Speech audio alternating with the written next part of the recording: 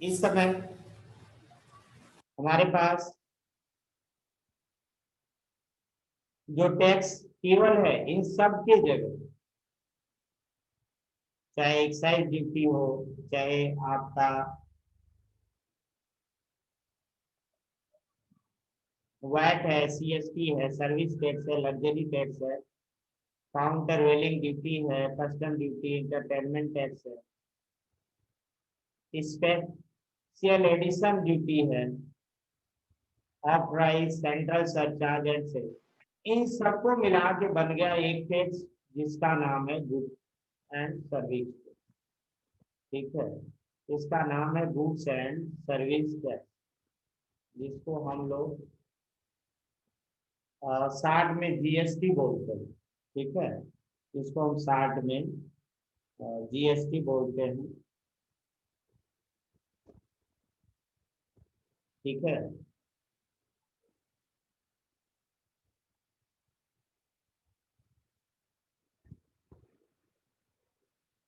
जिसको हम शार्ट में जीएसटी बोलते हैं। ठीक है, ये सभी चार्ज की जगह जीएसटी हो गया। जीएसटी का goods and service tax full form है।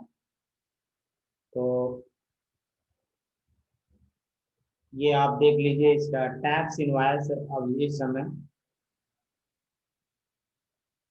जो टैक्स मिलता है, ये जीएसटी नंबर होता है। हर एक साल को ये जीएसटी नंबर दिया जाता है। ठीक है, हर एक साल को ये जीएसटी नंबर दिया जाता है, और जिसमें सप्लायर का एड्रेस होता है। ठीक है, इनवॉइस डेट होता है, सारे सामान, हर एक जो सामान है उनके लिए कुछ एचएसएन कोड होता है। क्या होता है? एचएसएन कोड होता है। एक्चुअल में एचएसएन कोड हर एक वस्तु, जो सारे टैक्स एंड जीएसटी है, वो 4 स्लैब में बांट दिए गए हैं। 4 स्लैब में टैक्स होते, तो किसी में 0% टैक्स लगता है, किसी में आपका जो है मतलब अलग रेट होता है 5%, किसी में 10%, किसी में 25%, ऐसे टैक्स डिवाइड होता है। तो किन वस्तुओं को किस कैटेगरी में रखें, इसके लिए वस्तुओं को एचएसएन कोड दिया जाता है। क्या दिया जाता है? हर एक वस्तु के लिए एचएसएन कोड दिया जाता है। इसका एचएसएन कोड, जिसको हम कहते हैं हार्मोनाइज, ये देखो, ये हार्मोनाइज सिस्टम ऑफ नॉमेनक्लेचर, ये जो आपका है, ये हार्मोनाइज्ड सिस्टम ऑफ नॉमेनक्लेचर, ये हर एक वस्तु का अलग अलग नाम होता है, जिसका कई बार फुल फॉर्म भी आपको पूछता है।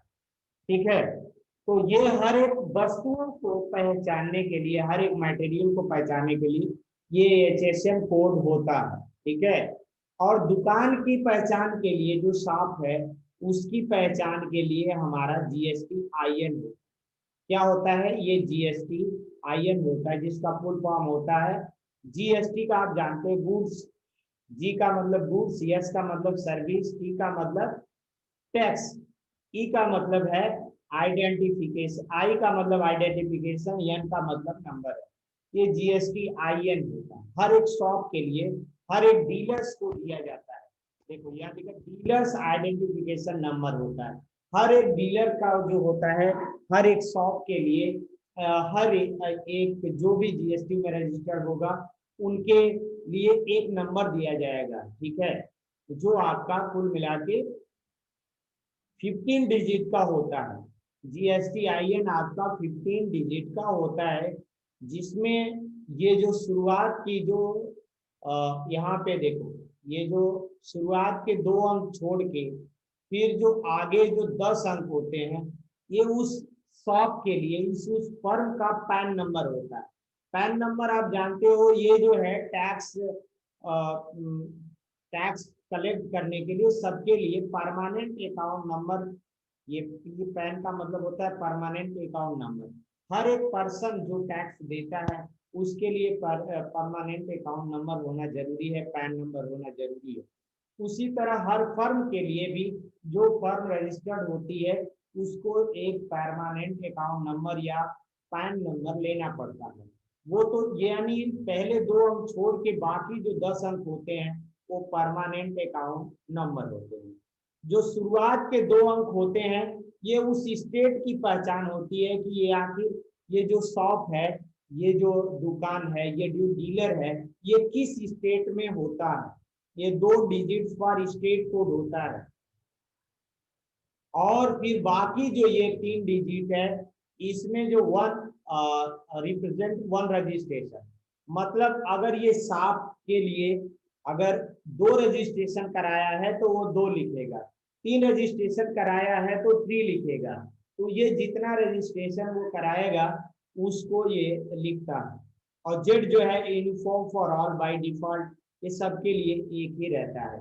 और ये 5 है check some digit confirm the validity of GSTIN when entered on GST portal। ये जो एक्चुअल में ये कंफर्म होता है कि ये जीएसटी जो है वैलिड है कि नहीं, इसकी वैलिडिटी को ये चेक करने के लिए नंबर होता है। तो इस तरह ये आपका जो GSTIN 15 डिजिट है उसके अलग अलग जो डिजिट्स हैं वो क्या रिप्रेजेंट करते हैं, उसका मतलब क्या है, ये दिया जाता है। ठीक है, तो ये GSTIN का नंबर हुआ। अच्छा, और HSN जो हार्मोनाइज्ड नॉमेनक्लेचर है ये आपके हर एक सामान के लिए होता है। तो इतना हो गया। अब जो जीएसटी है ये 2 भागों में होता है। जीएसटी एक्चुअल में जो है देखो कुछ चीजें हैं, एक चीज और जान लो कि जो जीएसटी में हमें क्या क्या जानकारी रहती है ये आपको मालूम होना चाहिए। क्योंकि कई बार ऐसा होता है कि आपको जीएसटी का जो है इनवॉइस बनाना पड़ता है। ठीक है, क्वेश्चन में देता है, आपकी प्रैक्टिस सेट में है, तो उसके लिए जानना ये जरूरी है कौन कौन जानकारी होती है और किस फॉर्मेट में वो जानकारी होती है। ठीक है, किस फॉर्मेट में जानकारी होती है ये भी जानना जरूरी होता है। समझ गए? तो ये जो है आपका नेम होता है, name of the shop, address होता है, स्टेट होता है, डेट किस दिन आप उस चीज को परचेज करता है, इनवॉइस नंबर होता है, मोबाइल नंबर, ईमेल आईडी, ये सारी चीजें जो है हमारा टैक्स इनवॉइस में दी होती है। तो अगर ये जानकारी आप मालूम रहेगा तो आपको टैक्स इनवॉइस अगर आप बनाना है तो टैक्स इनवॉइस को आप बना सकते हो। समझ गए? टैक्स इनवॉइस आप बना सकते हो। ओके, अच्छा, इसके लिए और भी जरूरी है टैक्स इनवॉइस बनाने के लिए किस फॉर्मेट में टैक्स इनवॉइस रहता है, कहाँ कौन जानकारी होती है, तो ये आप लोग देख लें। ये आपका टैक्स इनवॉइस है, तो टैक्स इनवॉइस में कौन जानकारी कैसे लिखी गई है ये आप थोड़ा सा समझ लें। सबसे ऊपर सप्लायर रहता है, सप्लायर का नाम, फिर सप्लायर का एड्रेस और ईमेल आईडी, फिर उसके बगल में GSTIN दिया रहता है। ये टैक्स इनवॉइस डेट, किस डेट को ये रसीद बनी है, इनवॉइस बनी है, वो रहता है। इनवॉइस नंबर रहता है। ठीक है, उसके बाद सबसे पहले सीरियल नंबर, कितने सामान आप लेते हो, फिर हर एक सामान का HSN कोड होता है, फिर नेम ऑफ प्रोडक्ट होता है, फिर किस रेट से वो सामान बेचा जा रहा है, फिर कितनी क्वांटिटी में वो सामान है, किलोग्राम या पीसेज जो भी है उसमें रहता है, टैक्सेबल अमाउंट कितना है ये जो है। ठीक है, और उस पे किस रेट से टैक्स लगता है, CST का रेट, और टैक्स कितना हुआ, फिर यस GST। यस और ये सी का मतलब सेंट्रल होता है, यस का मतलब स्टेट होता है, स्टेट GST और टोटल, फिर ये दोनों दोनों टैक्स जोड़ने के बाद टोटल अमाउंट कितना है ये दिया रहता है। तो ये आप अगर याद कर लें तो अपने आप जो है आप टैक्स इनवॉइस बना सकते हैं, क्योंकि ये आपको बनाने के लिए देता है, क्योंकि आपको बनाना पड़ता है बहुत सारे क्वेश्चन में। ठीक है, तो इसमें नाम वगैरह ये इमेजिनरी आपको अपनी तरह से देना होता है। कहने का मतलब उसमें ये आपको इसलिए ये क्वेश्चन देता है ताकि आप समझ सकें कि कौन जानकारी दी रहती है, कौन जानकारी वहां पे, और कौन जानकारी कहाँ रहती है। ठीक है, ये जानकारी जानने के लिए वो टेस्ट लेता है। तो ये जानकारी अगर आपको है तो आप बना सकते हैं ये टैक्स इनवॉइस। तो ये ध्यान रहे कौन जानकारी कहाँ कहाँ लिखते हैं, ताकि आपको अगर टैक्स इनवॉइस बनाना हो तो आप बना सकें। ठीक है, तो आइए अब हम लोगों ने समझ लिया जीएसटी क्या होता है, जीएसटीआईएन क्या होता है, और एचएसएन कोड क्या होता है, और फिर क्या है सीजीएसटी क्या होता है, यस जीएसटी। सी जैसे जीएसटी एक बार फिर से मैं बता देता हूँ, जीएसटी जो टैक्स लेता है, एक्चुअल में आप जानते हो गवर्नमेंट के सोर्स ऑफ इनकम जो है टैक्स ही होता है, और टैक्स जो जीएसटी के रूप में जाता है तो हमारे जो सरकार को जाता है। लेकिन हमारे यहाँ जो गवर्नमेंट है दो तरह की होती है, एक सेंट्रल गवर्नमेंट होती है, एक स्टेट गवर्नमेंट होती है। तो स्टेट गवर्नमेंट केवल स्टेट के लिए होती है, सेंट्रल गवर्नमेंट पूरे जो यूनियन ऑफ इंडियन इंडिया का पूरा जो सारे स्टेट है उसका जो गवर्नमेंट होती है सेंट्रल गवर्नमेंट। तो सेंट्रल गवर्नमेंट और स्टेट गवर्नमेंट दो होती है, तो जीएसटी भी दो भागों में बढ़ जाता है, कुछ जो टैक्स है वो सेंट्रल गवर्नमेंट को जाता है, कुछ जो है स्टेट गवर्नमेंट को जाता है। तो इसका रेशियो है 1:1, मतलब जितना और सेंट्रल गवर्नमेंट को जाता है उतना ही स्टेट गवर्नमेंट को जाता है, यानी इक्वल अमाउंट जाता है। जीएसटी का 50% जो है सेंट्रल को जाता है और जीएसटी का 50% स्टेट को जाता है, तो वो 50 एंड 50% हो जाता है। अगर मान लेते हैं 10% जीएसटी का रेट है तो उसका हाफ जो है 5% सी जीएसटी हो जाएगा, 5% यस जीएसटी हो जाएगा। स्टेट जीएसटी और सी का मतलब सेंट्रल जीएसटी। कभी काल जो स्टेट जीएसटी है उसके जगह यूटी जीएसटी रखता है, क्योंकि आप जानते हो हमारे देश में जो स्टेट्स हैं वो दो कैटेगरी के हैं। एक स्टेट्स होता है जिसको हम कहते हैं फुल स्टेट, वो फुल स्टेट का दर्जा दिया जाता है। दूसरे स्टेट में पूरी आजादी नहीं होती है, उसमें कानून व्यवस्था जो है सेंट्रल गवर्नमेंट के हाथ में होती है। ऐसे स्टेट को हम यूटी जीएसटी कहते हैं, या यूनियन टेरिटरी कहते हैं, या केंद्र शासित प्रदेश कहते हैं। तो कहीं कहीं यह जीएसटी के जगह यूटी जीएसटी आपको निकालने के लिए दिया रहेगा या दर्ज होगा, तो आप समझ जाइए वो यस जीएसटी का एक दूसरा रूप है। क्योंकि हमारे यहाँ जो स्टेट्स हैं दो कैटेगरी के, ये फुल स्टेट, एक है यूनियन टेरिटरी जो केंद्र शासित प्रदेश है, जैसे दिल्ली है, जम्मू एंड कश्मीर इस समय है, पहले वो फुल स्टेट होता था लेकिन अब वो यूनियन टेरिटरी है। ठीक है, तो इस तरह कुल 7 जो है हमारे यहाँ यूनियन टेरिटरी में, तो उनके लिए यूपी जीएसटी यूज होगा। चलिए, अब ये आपका हो गया सी जीएसटी, ये जीएसटी आप हो गया।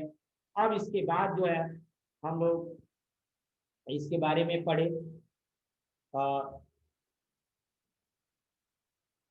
देखो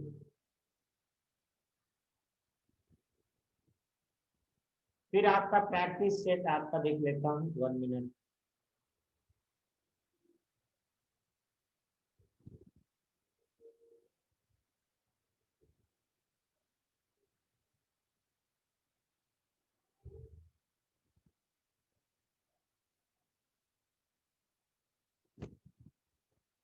तो 1 मिनट थोड़ा सा मैं बुक खोल लूँ।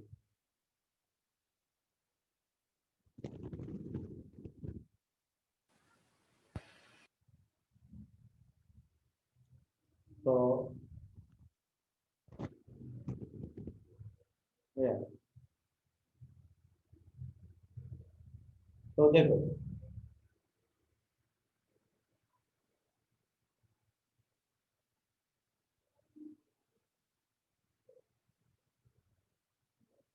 तो हम आज अब प्रैक्टिस सेट 4.1 को हम पढ़ते हैं।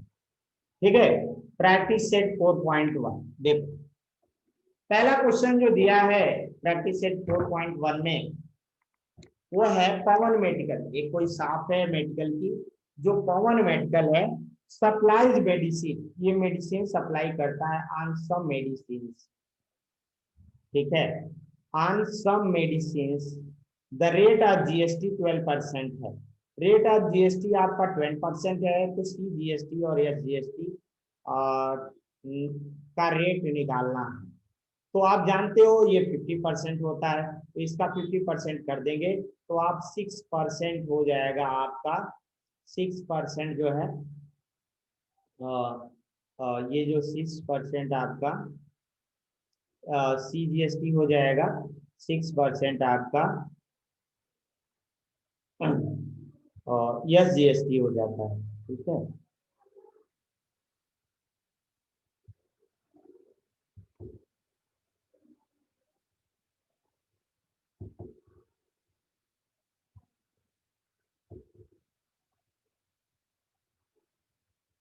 और 6% आपका, ये 12% है, तो इसका 6% आप निकालोगे तो ये हो जाएगा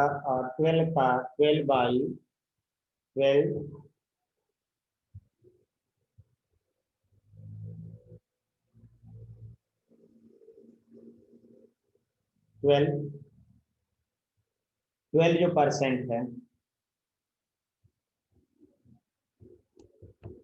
12% का हाफ हो जाएगा क्या, CGST।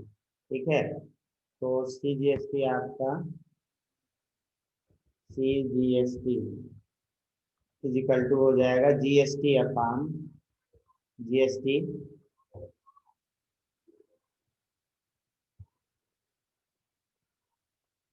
और GST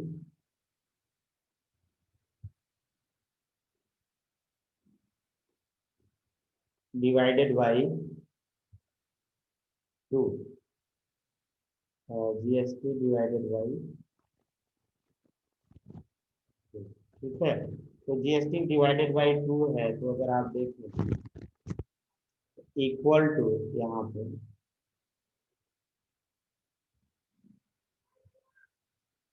इक्वल टू हो जाएगा 12 डिवाइडेड बाई 12 डिवाइडेड बाई,